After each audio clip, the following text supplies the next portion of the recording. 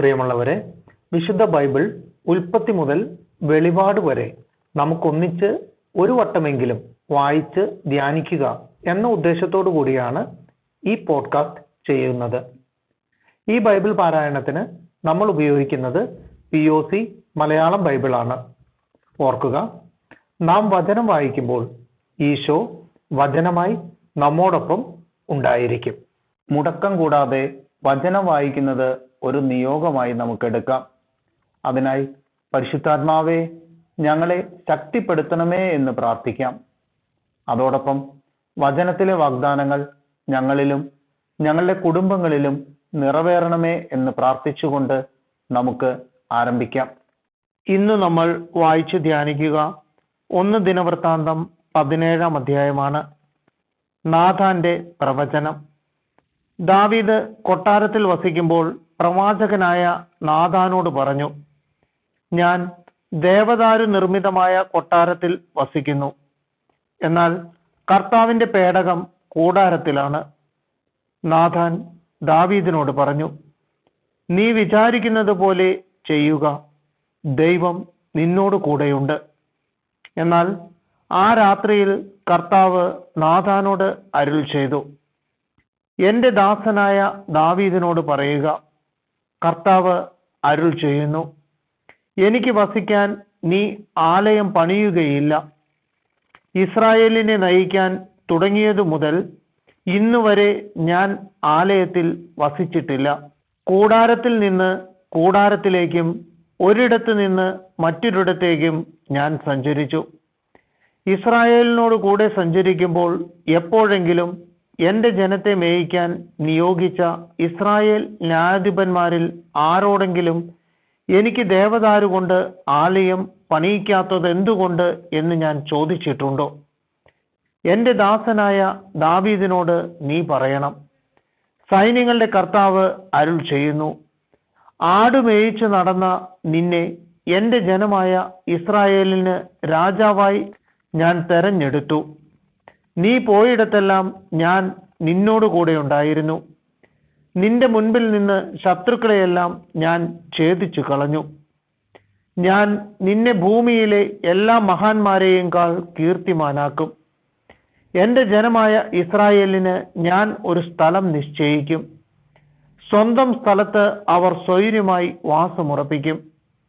ഇസ്രായേലിനെ ഭരിക്കാൻ ന്യായാധിപന്മാരെ നിയമിച്ച ആദ്യകാലത്തെന്ന പോലെ അക്രമികൾ ഇനി അവരെ നശിപ്പിക്കുകയില്ല. നിന്റെ ശത്രുക്കളെ ഞാൻ കീഴ്പ്പെടുത്തും. കൂടാതെ ഞാൻ നിനക്ക് ഒരു ഭവനം പണിയും. നീ ആയുസ് പൂർത്തിയാക്കി പിതാക്കന്മാരോട് ചേരുമ്പോൾ നിന്റെ പിൻഗാമിയായി നിന്റെ മക്കളിൽ ഒരുവനെ തന്നെ ഞാൻ ഉയർത്തുകയും അവന്റെ രാജ്യം സുസ്ഥിരമാക്കുകയും ചെയ്യും. അവൻ എനിക്ക് ആലയം പണിയും. അവന്റെ സിംഹാസനം ഞാൻ എന്നേക്കും നിലനിർത്തും. ഞാൻ അവന് പിതാവായിരിക്കും, അവൻ എനിക്ക് പുത്രനും. നിന്റെ മുൻഗാമിയിൽ നിന്ന് എന്ന പോലെ ഞാൻ എന്റെ സ്നേഹം അവനിൽ നിന്ന് പിൻവലിക്കുകയില്ല. ഞാൻ അവനെ എന്റെ ഭവനത്തിലും എന്റെ രാജ്യത്തിലും എന്നേക്കും ഉറപ്പിക്കും.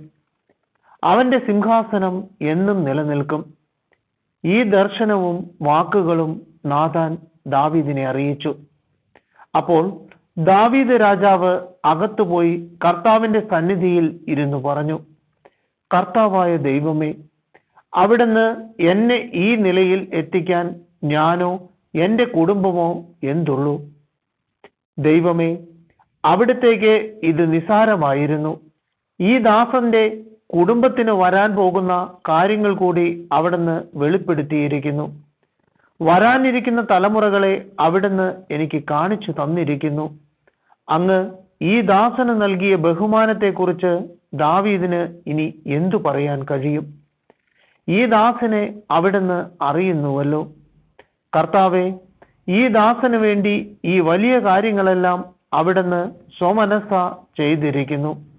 അവ പ്രസിദ്ധമാക്കുകയും ചെയ്തിരിക്കുന്നു. കർത്താവേ, അങ്ങയെപ്പോലെ മറ്റൊരു ദൈവത്തെപ്പറ്റി ഞങ്ങൾ കേട്ടിട്ടില്ല. അങ്ങല്ലാതെ വേറെ ദൈവമില്ല. അവിടുത്തെ ജനമായ ഇസ്രായേലിനെ പോലെ ഭൂമിയിൽ വേറെ ഏതു ജനമുണ്ട്? അങ്ങ് ഇസ്രായേലിനെ ഈജിപ്തിൽ നിന്ന് മോചിപ്പിച്ചു സ്വന്തം ജനമാക്കി. മഹാത്ഭുതങ്ങളും കൊടും ചെയ്തികളും വഴി അവരുടെ മുൻപിൽ നിന്ന് ജനതകളെ നിർമാർജനം ചെയ്ത് മഹത്വം ആർജിച്ചു. കർത്താവെ, അങ്ങ് ഇസ്രായേലിനെ എന്നേക്കും അങ്ങയുടെ ജനമായി തെരഞ്ഞെടുത്തു. അങ്ങ് അവർക്ക് ദൈവമായി തീർന്നു. കർത്താവെ, ഈ ദാസനെയും കുടുംബത്തെയും സംബന്ധിക്കുന്ന അങ്ങയുടെ വാക്ക് എന്നേക്കും നിലനിൽക്കട്ടെ. അരുൾ ചെയ്തതുപോലെ അവിടുന്ന് പ്രവർത്തിക്കണമേ. അങ്ങയുടെ നാമം എന്നേക്കും നിലനിൽക്കുകയും സൈന്യങ്ങളുടെ ദൈവമായ കർത്താവാണ് ഇസ്രായേലിന്റെ ദൈവം എന്ന് ഉദ്ഘോഷിക്കപ്പെടുകയും ചെയ്യട്ടെ. അങ്ങയുടെ ഈ ദാസന്റെ ഭവനം എന്നേക്കും അങ്ങയുടെ മുൻപിൽ നിലനിൽക്കട്ടെ. എന്റെ ദൈവമേ, അവിടുന്ന് ഈ ദാസന് വേണ്ടി ഒരു ഭവനം പണിയുമെന്ന് വെളിപ്പെടുത്തിയിരിക്കുന്നു. അതുകൊണ്ട് അങ്ങയുടെ സന്നിധിയിൽ ഇങ്ങനെ പ്രാർത്ഥിക്കാൻ ഈ ദാസൻ ധൈര്യപ്പെടുന്നു. കർത്താവെ, അങ്ങാണ് ദൈവം. ഈ ദാസന് ഈ വലിയ നന്മകൾ അങ്ങ് വാഗ്ദാനം ചെയ്തിരിക്കുന്നു. ആകയാൽ അവിടുത്തെ ദാസന്റെ ഭവനത്തെ അനുഗ്രഹിക്കാൻ തിരുമനസ്സാകണമേ. അങ്ങനെ അത് എന്നും അവിടുത്തെ മുൻപിൽ ആയിരിക്കട്ടെ. എന്തെന്നാൽ കർത്താവെ, അങ്ങ് അനുഗ്രഹിച്ചത് എന്നേക്കും അനുഗ്രഹമായിരിക്കും.